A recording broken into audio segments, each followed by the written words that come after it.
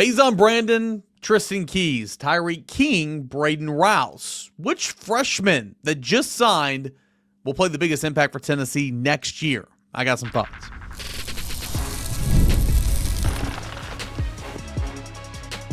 You are Locked On Vols, your daily podcast on the Tennessee Volunteers. Part of the Locked On Podcast Network, your team every day. Hey, what's up, everybody? Welcome into it, your Thursday morning Locked On Vols. I'm your host, Cain, a member of the VolQuest.com team here in town covering your Tennessee Volunteers.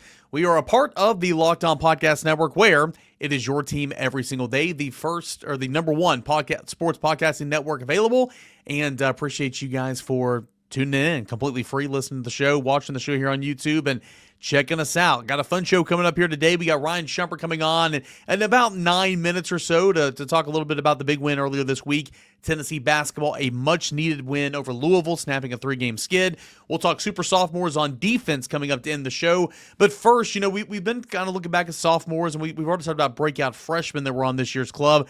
What about next year? Who were some of the freshmen who just signed that I believe, or that we expect to play big roles for Tennessee football next year? And I think the conversation obviously starts with Faizon Brandon. Now, here's the caveat, and it's the ongoing conversation. It's the $9 million question, right? Like, what's Josh Heupel going to do? What's the quarterback position going to look like for Tennessee in the fall coming up? Well, we don't know the answer to that right now. We don't know. I think Tennessee is certainly looking at some options that have become available or that will become available in the transfer portal and kind of evaluating all that. Joey Aguilar, I mean, certainly there's not a whole lot of optimism that he's going to get another year, but again, nothing's set in stone. I mean, there's no optimism because there's no news, right? And again, you got that deadline coming up of the transfer portal. Like, there's going to need to be some news there. The NCAA, last I checked, hasn't even responded to the complaint, and then the court's got to decide kind of what the next step is from there. So there's a lot of things that need to happen before that January the 2nd cutoff, and so no news just feels like bad news in terms of Joey Aguilar's potential to be Tennessee's quarterback next year as he tries to join that suit to get away, to negate the junior college years from counting against you. So say Tennessee goes to the transfer portal, has a couple of options. Those options don't work out, okay, whether it be they committed elsewhere, Tennessee wasn't willing to pay that much, and that's another thing, right? Like, I'm all for, I've been on record, I've said this on this show plenty of times, I think Tennessee should find a starting quarterback in the transfer portal. I do, if Joey Aguilar's not an option. I wholeheartedly do. Do I think Tennessee needs to go and spend upwards of $5 million for one? No, absolutely not, because you can go and get 5, 6, 7 other positions for that price easily. It's about spending your money wisely. Look at Duke this year. That Duke quarterback is a good quarterback. He might go to the NFL draft, right? I think he's Mel Kiper's 3rd or 4th ranked quarterback in the class right now. And he's also deciphering if he wants to come back to college, and potentially could he transfer to Florida. A lot of Florida fans hope so, because of course his former coach at Tulane, football conversations are so funny in 2025, because his former coach at Tulane before he transferred to Duke is now the head coach at Florida. My point in this is Duke spent, $3.5 million on him? That is not a good use of money. Now, some people will be saying, well, hey, Duke won an ACC title. They did. That's awesome, right? But this due to the tiebreaker system, they even got an opportunity to go and beat a Virginia team. That is an 8-5 football team with the win in the ACC championship. Like, what a bad use of your money. Like, Duke was not going to be a college football playoff contender. Nobody thought Duke was going to win the ACC championship. So Duke could have took that $3.5 million and gone and spent it on a couple different starters, not just one quarterback. Now, again, ACC title, because of the way it worked out, that's fine. But that's a bad use of money, in my opinion. So, again, it's what Tennessee wants to do at the quarterback position and how high it's willing to spend if it's going to go that route. So say that doesn't work out. Say you swing and miss, or you go for a couple different options and it doesn't work out, whether they they commit to transfer somewhere else, or Tennessee's not willing to spend that type of money. And say you are rolling with a GMAC and a Faizon. You still got to get some type of body there, because Jake Merklinger made it known, or reports surfaced yesterday that Jake Merklinger will indeed enter the transfer portal. That's no shock there. So Tennessee's going to have to get a body no matter what, right? say you are rolling with the thought process of there's a true quarterback competition. You got Faizon Brandon, you got George MacIntyre. Okay.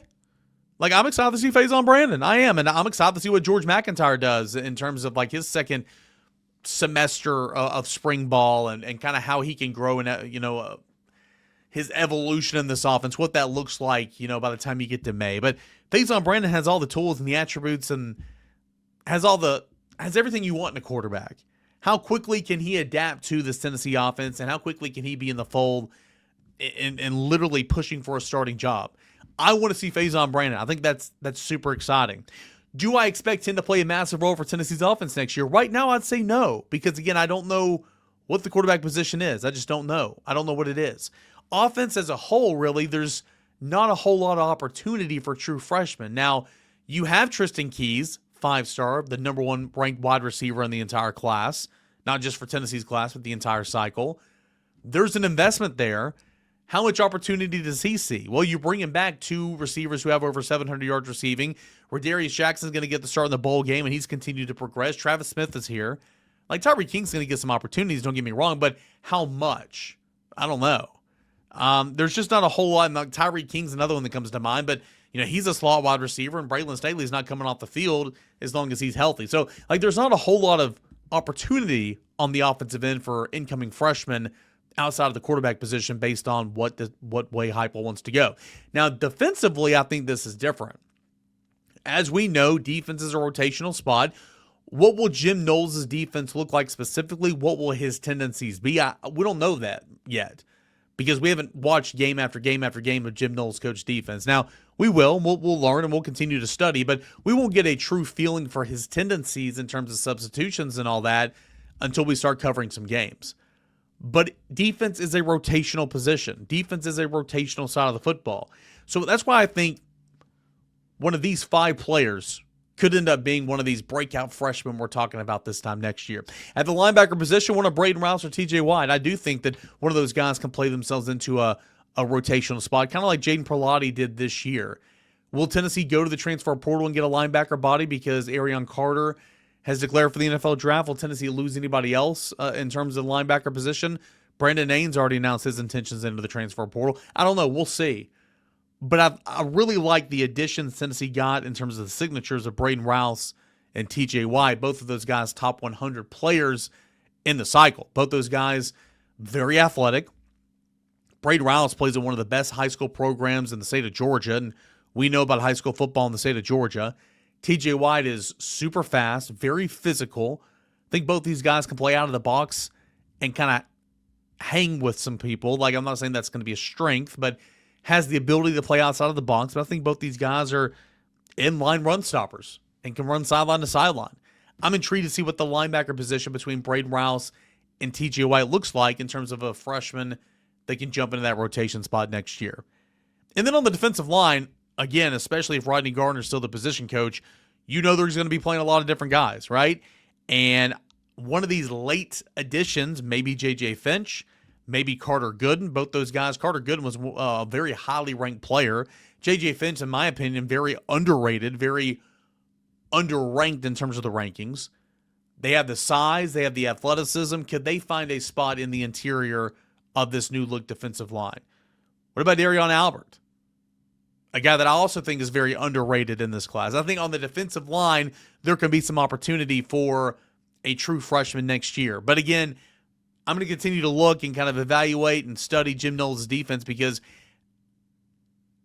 will that traditional defensive end spot go away that was in this normal 4-2-5 of Tim Banks?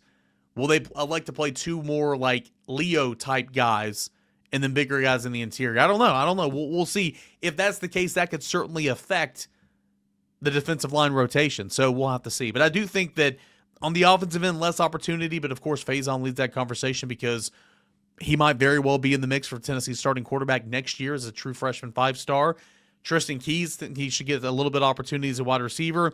And then Brayden Rouse, TJ White at linebacker, and one of Carter Gooden, J.J. Finch, or Darion Alberts on the defensive line. I think those guys could end up being some of those breakout candidates. Those are some of the guys I'm excited about seeing the most who just signed with the University of Tennessee and what their contributions could be like next year for the Volunteers. When we come back, Ryan Schumpert of Rocky Top Insider is going to join the show. What does he think about Tennessee's win? They snapped a 3-game losing skid. They did it in impressive fashion over Louisville. That's coming up next as we continue on here. It's your Thursday morning Locked On Vols. Stay tuned. Ever feel like your money just disappears each month? It happens fast. A few subscriptions here, an impulse buy there, and suddenly the numbers in your bank account don't match the numbers you have in your head. Rocket Money helps you get clarity, track every dollar, and stay in control of your finances. Because managing your money shouldn't feel like a second job. Rocket Money does the heavy lifting for you so you can save money and have less stress. I like how Rocket Money automatically builds budgets based on my past spending. It keeps you on track without ever overthinking it. The bill alerts the spending notifications, and they help you catch small things before they turn into big expenses. Having the app find good times to save money each month keeps you consistent with your financial goals. So take control of your finances and cancel your unwanted subscriptions with Rocket Money. Go to rocketmoney.com/lockedon today. That's rocketmoney.com/lockedon. rocketmoney.com/lockedon. Go check it out today. Ryan, Tennessee emphatically snapped the 3-game losing skid, 83-62 over number 11 Louisville. Just how big of a win? Again, this is a December game. Like, I understand you got to put things in context, but this does feel like a pretty big win at the time for Tennessee, right? No doubt. I think it starts just from the mentality standpoint of the team. They needed to get one. It had been 3 weeks since they'd won their last game. Not only a 3-game losing streak, but it's not like SEC play where you're going to have a 3-game losing streak in 10 days. It had been a long time, since 2 days before Thanksgiving, that Tennessee had last won a game. And, obviously they were going to be fine against Gardner-Webb and South Carolina State to round out the non-conference slate. But then you go into SEC play with openers at Arkansas. A week later, they go to Florida. So some really tough games early in SEC play too, which will still be tough. But you feel a little bit better having kind of gotten that monkey off your back with a big-time win. And certainly I think it means a lot for their resume too, to get a second quad 1 win in the non-conference slate. Yeah, certainly some good teams, good competition, coming up short against Syracuse, Illinois.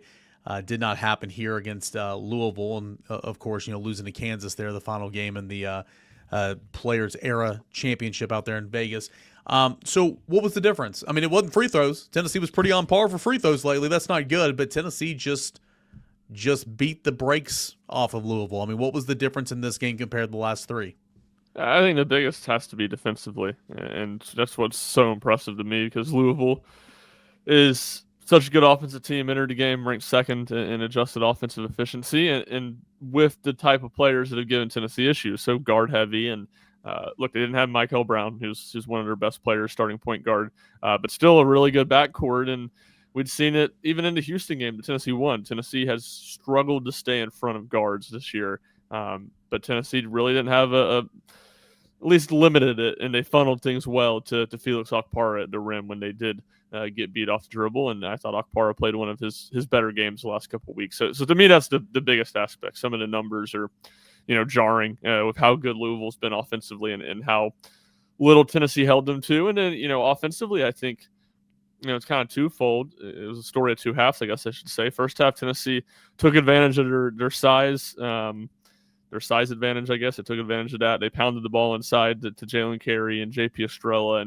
and got some buckets down low when Jacoby Gillespie and Nate Ament, combined for 7 points in the first half. And Ament battled some foul trouble, but then in the second half, those guys got going a little bit. Jacoby Gillespie had 20 points in the second half. Nate Ament, 9 of them, all of them in the first 8 minutes when Tennessee kind of opened up the lead. So that second half is more what, your Tennessee you're hoping to see offensively, with your best players kind of driving the bus. Yeah, you mentioned it right there. I mean, Tennessee's top 2 scorers, the offense flows through those 2 guys every possession. I mean, they went like 15 minutes without scoring. And that Jaylen, Carey really kind of carried the scoring there in the first half. And he just continues to, I mean, what addition? A big physical guy, right? But he's not starting, and I don't buy into the whole starting and all that, but why give Dwayne Brown the start over a Jaylen Carey, over a JP Estrella? Is it as simple as you love that combo coming off the bench, you love what they add point-wise coming off the bench, and Brown's kind of earned this and might be playing better defense right now? I think it's a message to Jaylen Carey. And Look, part of it's Dwayne Brown, and Rick Barnes said that on Monday going into the game. Dwayne Brown has earned a spot because of the way he's practiced and the consistency he shows every day, which is a testament to Dwayne Brown, who they love and who has been, really exceeded expectations. But I think that was just as much a comment to Jaylen Carey that he needs to be more consistent in practice and he needs to bring it every day. And, that's been something Tennessee's coaches have been harping on. As well as Jaylen Carey's been playing, they think there's more there for him and he can be even better. And they're going to continue to ride him and push him hard in practice to try to get that out of him. A lot of fans are wanting to know, why not JP? Why not JP? Like, is it as simple as, like, he's not on a snap count, but, like, he has been banged up, battered, and bruised his entire career. Like what's it going to take for him to see his minutes extended? And again, I think the starting five in college basketball is really the sport of basketball, the most overblown thing in the world, right? But, what's it going to take for JP to maybe not get that call where, again, we're talking about Carey right now, why not JP? Yeah, I think he's not on a minutes restriction right now, but I do wonder if fatigue standpoint, he's not, from a conditioning standpoint, 100% back to normal. I thought you saw that last night, which leads into the real answer is defensively. He needs to be better on the defensive end, and I thought in the first half he played pretty well defensively, and then in the second half, as he played more minutes and seemed to get a little more tired, Louisville was able to exploit that matchup more. So that's kind of the question mark of playing Felix Okpara and JP Estrella together. If you do that, is JP athletic enough to guard on the perimeter? Because at times it doesn't seem like he is, and if Felix is athletic enough to do that, but then you're taking him away from protecting the rim, which is probably the thing he does the best. So I think it's just kind of the fit of those two guys. And you're right. Look, Jaylen Carey was in 3 minutes into the game last night. He was in like 2 minutes and 10 seconds into the second half. But you do, from what Carey and JP give them offensively, as their two best offensive bigs, it does feel like it would be nice to separate those guys more so you can kind of have one of those scoring threats in at a time. As last night, Tennessee rotated a lot of kind of platoon system in the front court. I believe it was 15-minute mark of the second half when Tennessee went up from 11 to really extended that thing almost to 20 at that point in time after the sequence of 3 straight threes. It was I believe it was Jacoby Gillespie that started it, Nate Ament, and then it was Ethan Berg. I mean, how massive was that sequence? Because Tennessee already had control of the game, but like that to me, that's just when Tennessee put it away. I mean, how hype was the Food City Center when that sequence went down?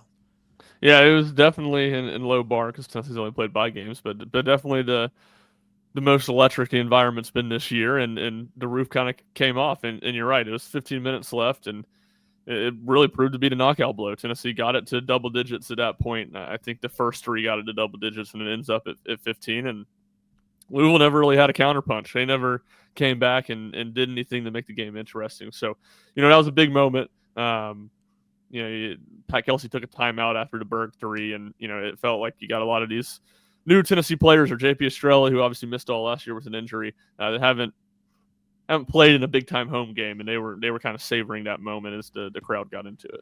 Spark of the summit, indeed. That was a big moment in that basketball game. Ethan Berg, Rick Barnes had some pretty interesting comments about Berg post game, saying, "Hey, it was a really rough week for him." He said, "We talked on the phone for 40 minutes. Basically, I told him everything I felt, my expectations, and he said he responded the right way." Well, what's been this journey like the first couple of months for Ethan Berg, stateside, and then, of course, a part of this program? Yeah, well, it's a slow start for him because he doesn't get, he plays in the FIBA Euro Cup back in August, so he doesn't even get to campus until September. So not only does he not go through the summer, he doesn't go through the first month of team activities when everyone comes back for the fall. So there had been some good flashes. I think he shot the ball better than I expected. But when Tennessee faced better competition, many of those games he just looked overwhelmed by the athleticism and the speed of the game. I think that's what Rick Barnes talked about it a little bit. That's what you saw last night. I think the game just kind of slowed down for him. He didn't play in as much of a hurry. I think Rick Barnes said the line that instead of his tendency is just to start dribbling immediately when he gets the ball. He was just more patient, and Tennessee needed. That was a big part of the game last night. Is Jacoby Gillespie picked up his second foul with 3.5 minutes left in the first half, and Berg's out there playing point guard. I think it was Berg because Boswell was sidelined too. Nate Ament had foul trouble, so it was Berg, Amari Abram, and Amari Evans in the backcourt. trying to get that thing to halftime, and they did a pretty good job of it. And Berg was running the point, and he did have one turnover in that stretch, but largely did a pretty good job, and that felt like definitely the best he's played against quality competition. And if you're Tennessee, you hope that's something he can build on and continue to do as we move into the new year. 2 cupcakes, 2 pay games before SEC play begins and the start of the new year. Big observations, big takeaways that from what you've seen from the Tennessee basketball team so far. It's a from afar, like when I watch and I observe, I keep waiting for this rotation to be trimmed down. And outside of maybe one game against Houston, you correct me if I'm wrong, like this rotation, it's not trimming down. And maybe that's a testament to guys not doing it, or maybe it's a testament to guys not going away. But that's been one of my biggest observations. I'm surprised that the rotation's not been slimmed down to this point in the season. But again, there's been a lot of good things, certainly things to work on. But again, I think Tuesday night was a big, I don't want to call it a turning point, but it was a big moment here in the early season. Yeah, it just kind of calms down some of the qualms about this team and questions of whether this is going to be a group that struggles all year. And, look, they still have question marks about them. They still have flaws, but it's hard not to feel better about where they are now after not only winning on Tuesday night, but winning so decisively. So that was big. The defense to me is, again, if they can play defense like they did against Louisville or even close to that, that raises their floor so much. And offensively, I like what they have and being able to throw the ball inside and get a little bit more offense there. But, it's largely going to be how much better can Nate Minton get? How much can they open things up for Jacoby Gillespie to score more and not have to just fully create at all times? Because it still feels like, even though they got other guys that can help them, other guys that can score, feels like offensively this team's largely going to go as those two go. Ryan Schumpert, Rocky Top Insider, had a really good piece earlier this week on Jacoby Gillespie and how he had more football offers than he had basketball offers. Of course, he was a standout at Greenville High School. I covered several of his games, and a really, really good piece. What else you got coming up this week and over the holiday season as Tennessee basketball is about to hit that important stretch of SEC play? Yeah, we'll have a lot of stuff kind of basketball-wise, just kind of looking where Tennessee's at here as they kind of entered a turning point in the season as the calendar changes to SEC play. We'll have a little bit more fallout stuff from the Louisville game, and then plenty. Ryan Sylvia will have you covered on the Lady Vols, and we'll have plenty of Tennessee football stuff from Music City Bowl, transfer portal, all that good stuff. You looking forward to the Music City Bowl? I'm distraught. I'm not going to be there because South Carolina State. So it's so distraught. Very distraught you're not going to be there. You get to go home? I mean, I guess you would be looking forward to going home. You probably get to see his family and friends and all that. But well, here's the funny thing. Is I think I'm going to be leaving on the day of the game to go from home to Knoxville. I'll be driving away. I tried to see if, like, Rick or Sylvia, I was like, if y'all just want to cover basketball, I'm already going to be in Nashville. I'll cover football. But they didn't bite. They're not too interested in South Carolina State that day. And can't say I blame them too much. I understand some fans' hesitation of the Music City Bowl, but last football game of the year or South Carolina State? I think it's an easy call. It's a short drive. An easy call for me as well, so I don't blame them. Yeah, and I thought they might build a move to South Carolina State game because there's SEC Network Plus games. Tennessee can control what time they tip. But it's, for some reason, Tennessee South Carolina State's on SEC Network, so no chance to move the tip-off time and not have it overlap with football the way it does. First world problems for sure. Check out all of Ryan Schumpert, Ryan Sylvia, and Rick Butler's work over at RTI. Ron, thanks so much, man. Yeah, appreciate you having me on. The holidays always show up faster than we expect, and if you're still putting together those gifts, last-minute decor, or getting your home ready for guests, Wayfair's got you covered. Whether you need a quick room refresh, new bedding, those final seasonal touches, Wayfair makes it easy to get what you need, and you can get it fast. Wayfair truly is your one-stop shop for everything home with decor, furniture, kitchen essentials, and gifts for every style and every budget, all delivered quickly and easily. Their selection is huge. Bedding, decor, kitchen gear, kids' room updates. I was able to find everything in one place. It's so easy to shop in style. It helps you pick pieces that actually fit your home instead of just guessing. The Wayfair items you order will instantly refresh your space without it being a big project. Get last-minute hosting essentials, gifts for your loved ones, and decor to celebrate the holidays for way less. Head on over to Wayfair.com right now to shop all things home. Wayfair.com to shop all things home. That is Wayfair, Wayfair.com. Wayfair, every style, every home. That is Wayfair. Really great stuff there from Ryan Schumpert of RTI. Enjoy his conversation, him stopping by the show to give his thoughts on Tennessee basketball. Certainly feeling better about the Vols after that Tuesday night whooping they put on number 11 Louisville than you were probably before that game where Tennessee had lost 3 straight. And certainly we'll need to work through some issues. Certainly still trying to iron down some things, but certainly Tennessee looked a whole lot better and, had one of those wins that you thought Tennessee was capable of. So let's shift gears back to football here to end this Thursday show. Continuing our series, we're going to look now at some super sophomores on the defensive side of the football. We talked about super sophomores on the offensive side of the football yesterday with Mike Matthews and redshirt sophomores Ethan Davis and Deshaun Bishop. Talked about breakout freshmen on offense, breakout freshmen on defense earlier in the week. Let's talk about super sophomores on defense. And I think the conversation is going to start with Idris Farouk. Sure, Idris Farouk had some shortcomings. Yes, he made mistakes. Yes, he missed some tackles. But I'm telling you, I don't know if he's going to be as good as Ty Redmond will be at corner, but Idris Farouk got better, and I think he's going to get better, and I think he's going to be a fine player. Now, what will he look like in this new Jim Knowles defense? What will that rotation at safety look like? I don't have the answers to these questions right now. I really don't. But Idris Farouk played a ton as a true sophomore at the safety position this year. 677 snaps. That's 4th most on the team. He had a Pro Football Focus grade of 68.8, which is not bad. He did miss a team high 19 tackles, which was pretty excessive. It was 9 more than the next closest.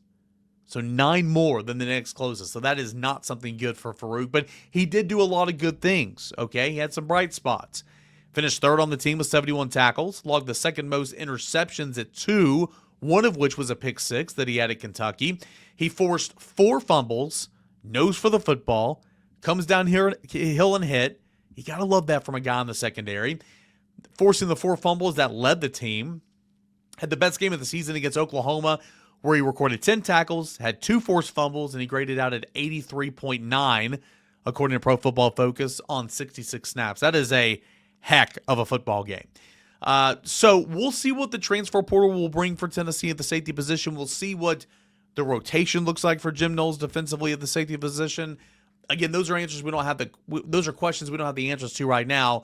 But Idris Farouk's certainly going to be right in the middle of those conversations moving forward at the safety position, no doubt. Let's go to the defensive line, talk about a couple of red shirts. First, we'll do Nathan Robinson. Guy can never stay healthy, but he did play in every game this year. Missed a lot of practice time, missed a lot of camp, but Nathan Robinson did stay healthy, and he had an immediate impact on the defensive line in the opener against Syracuse. He had a big hit on the quarterback whenever he hurried Steve Angeli in the opener against Syracuse on a big 3rd down in that first half. He forced a fumble that Colton Hood scooped and scored for like a 23-yard defensive touchdown.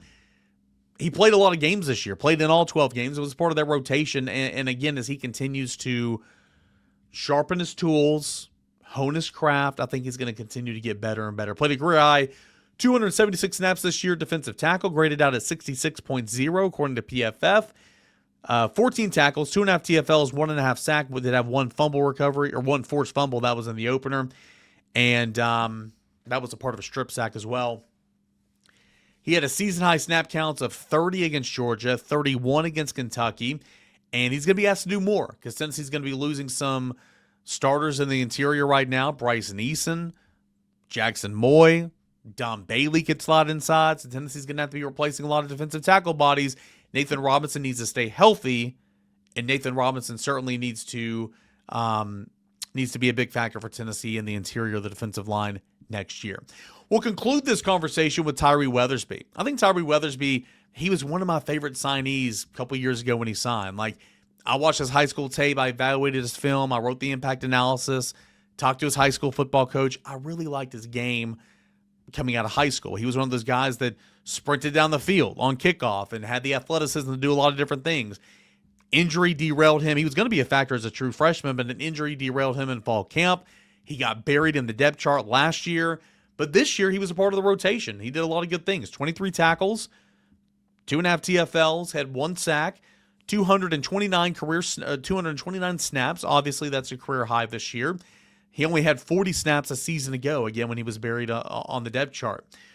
Don Bailey, when he shifted inside due to injuries, he got a lot more run there, defensive end on the outside. He had 5 more games this fall where he played 20 snaps, played 45 snaps in the opener against Syracuse. So, again, Tyree Weathersby, he's got some versatility. I think he's added some really, really good weight, and he was a really good role player for Rodney Gardner on the defensive line for Tennessee's defense this year. For him and a lot of other players like Nathan Robinson as well, it's about taking that next step. It's about taking that next challenge and being a true focal point of the defensive line, being a leader of the defensive line next year, and getting after the quarterback a little bit more. But I liked what I saw from Tyree Weathersby, from Nathan Robinson, specifically on the defensive line, and I liked what I saw at times of Idris Farouk back there at safety. Of course, he's got to take a big step as well. Super sophomores for Tennessee's defense this past year. We'll see what those guys do in the bowl game as well, and we'll continue the conversation. Going to really dive into Jim Knowles' defense, strategies behind it, what makes it tick. That's coming up hopefully on tomorrow's show. We'll talk about it more next week as well. But, yeah, we got more coming up on the Friday show. We continue to get into the Christmas season. We'll have Vol Santa at some point next week. We'll celebrate Festivus next week. Boogie Bentley's going to join the show on Christmas. So we got a lot of fun things scheduled next week right here on Locked On Vols, and I hope you will be a part of it. Everydayers, could not be happier you're here. Thank you so much for making the show what it is. Join the Everydayer Club. $5 for a month or $50 for the year. Exclusive perks like shows, ad-free shows, Discord channels, and all that. Check out the Everydayer Club. Go sign up today and continue to support the show. Free and available anywhere you get your podcast. You can follow me on social media where I try my best to interact, post stats, post reels, all that type of stuff. @_Cain or @LockedOnVols. That's on X and Instagram and TikTok. And, of course, you can find me on Facebook @Cainer on Air. Thank you so much for being here, guys. Really appreciate it. We'll come back tomorrow and continue the defensive conversation for new Tennessee defensive coordinator Jim Knowles.